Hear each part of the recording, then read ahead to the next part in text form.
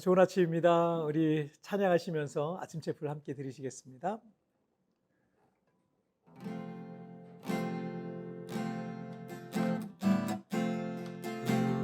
우리는 주의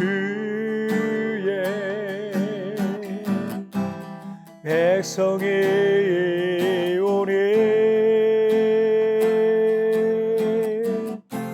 주의 그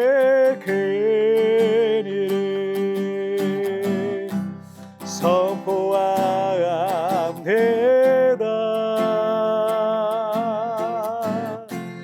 이곳 어두운 세상에 빛으로 부르셨네. 주의 얼굴 구할 때 역사하소서.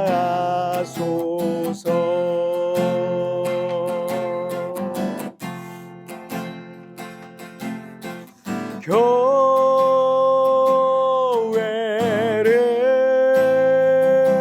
세우시고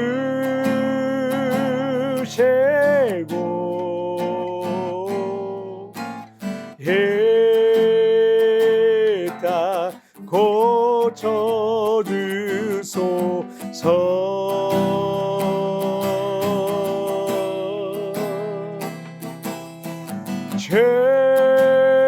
주님 나라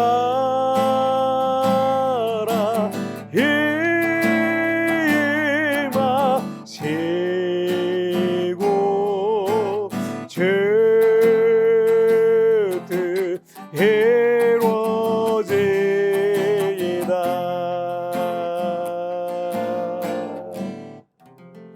아멘.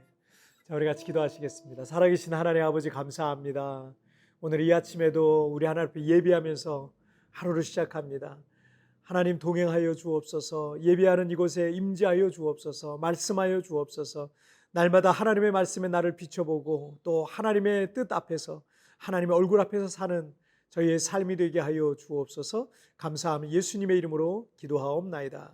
아멘. 오늘 우리에게 주신 하나님의 말씀은 시편 94편 8절부터 15절까지의 말씀 제가 봉독해 올리도록 하겠습니다. 백성 중에 어리석은 자들아, 너희는 생각하라. 무지한 자들아, 너희가 언제까지나 지혜로울까? 귀를 지으신 이가 듣지 아니하시랴. 눈을 만드신 이가 보지 아니하시랴. 뭇 백성을 징벌하시느니 곧 지식으로 사람을 교훈하시는 이가 징벌하지 아니하시랴. 여호와께서는 사람의 생각이 허무함을 아시느니라. 여호와여, 주로부터 징벌을 받으며 주의 법으로 교훈하심을 받는 자가 복이 있나니 이런 사람에게는 환난의 날을 피하게 하사 악인을 위하여 구덩이를 팔 때까지 평안을 주시리이다. 여호와께서는 자기 백성을 버리지 아니하시며 자기의 소유를 외면하지 아니하시리로다. 심판이 의로 돌아가리니 마음이 정직한 자가 다 따르리로다. 아멘. 1912년 4월 15일 승객 2224명을 태우고 영국에서 북대서양을 가로질러서 미국으로 향하던 세계 최대의 초호화 유람선 이 타이타닉호는 대서양 한가운데서 높이 20m의 빙산과 충돌해서 침몰합니다. 이 침몰로 승객 중 1514명이 목숨을 잃어서 지금까지도 세계 최대의 해난 사고로 기록되고 있습니다. 사고의 직접적인 원인은 빙산과의 충돌이었지만 이 빙산과의 충돌이 사고의 원인이 되게 한 간접적인 원인이 있었어요. 첫째는 세계 최대의 유람선이라는 자부심이에요. 타이타닉호는 길이가 269m에 달하고 정원이 3,300명이 넘게 탈 수 있었던 당시 엄청난 규모를 자랑했습니다. 그래서 20m 높이의 빙산은 타이타닉호에 비해선 작아 보였고 부딪혀도 크게 문제될 게 없어 보였던 겁니다. 하지만 이 빙산의 90%는 항상 물 밑에 가라앉아 있다는 사실을 간과했던 거죠. 자, 둘째는 빙산에 대한 경고를 무시했던 겁니다.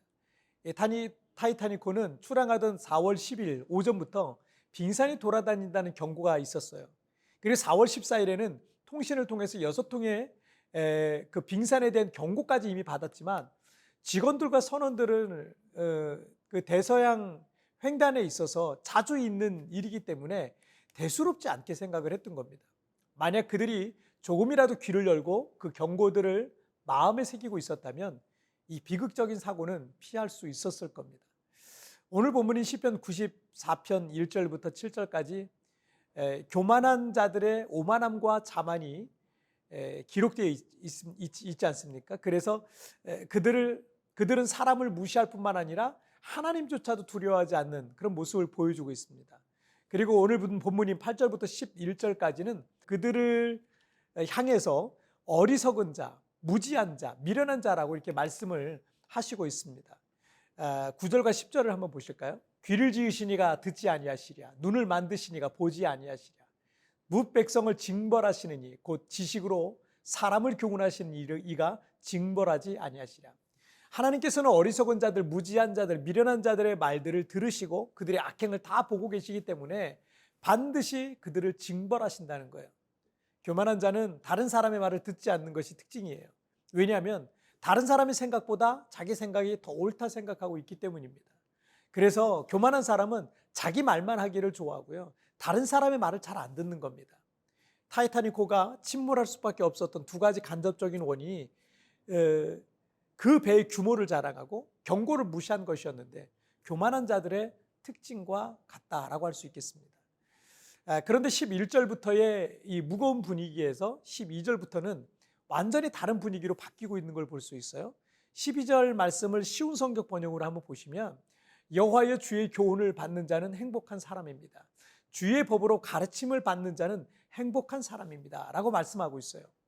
겸손히 하나님의 말씀에 귀를 기울이는 사람들, 주의 교훈과 가르침을 받는 자들은 행복한 사람이라는 겁니다. 13절과 14절 말씀을 역시 쉬운 성경으로 보시면 고난의 날에 주는 그들을 보호하실 것이나 악인은 무덤에 내려갈 것입니다. 여호와는 자기 백성을 버리지 않을 것입니다. 결코 자기 민족을 포기하지 않을 것입니다 라고 말씀하고 있어요.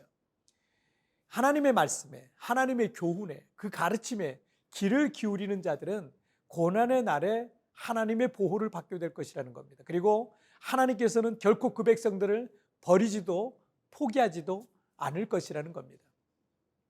매일 하나님의 말씀에 귀를 기울이시길 바랍니다.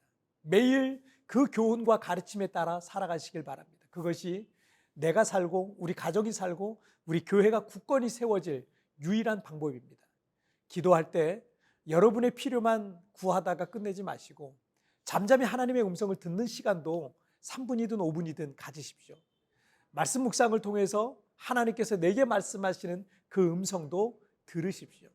주님께 귀를 기울일 때 12절의 쉬운 성경에서 말씀하듯 그는 행복하게 될 것입니다.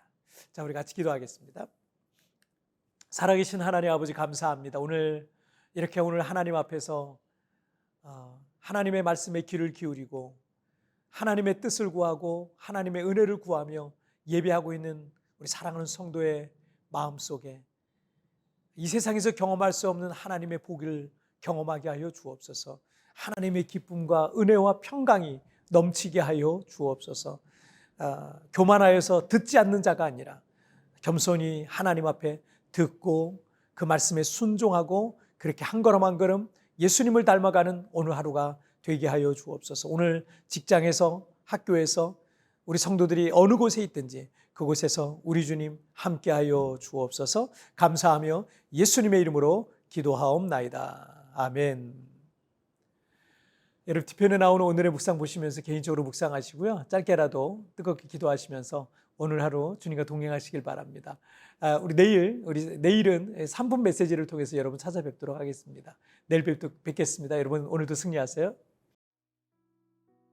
하나님의 말씀에, 주님의 교훈에, 그 가르침에 귀를 기울이는 자들은 고난의 날에 하나님의 보호를 받게 될 것이라는 것입니다. 그리고 하나님께서는 결코 그 백성들을 버리지도 포기하지도 않을 것이라는 겁니다.